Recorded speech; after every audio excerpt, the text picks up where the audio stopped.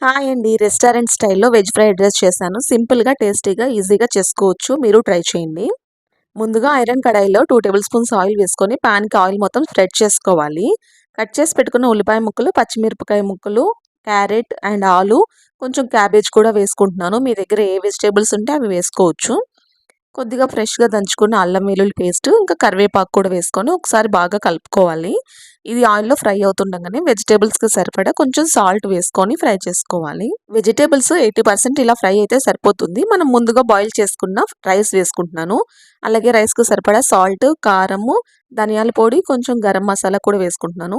మీ దగ్గర మిరియాల పొడి ఉంటే మిరియాల పొడి కూడా వేసుకోండి. ఇంకా soya sauce, chilli sauce, tomato sauce ఈ 3 కూడా వేసుకొని బాగా ఫ్రై చేసుకోవాలి. హై ఫ్లేమ్ మీద బాగా ఒక 5 మినిట్స్ అలా ఫ్రై చేసుకొని లాస్ట్‌లో కొత్తిమీర, పుదీనా సన్నగా కట్ చేసి వేసుకుంటే ఎంతో టేస్టీగా ఉండే వెజ్ ఫ్రైడ్ రైస్ రెడీ.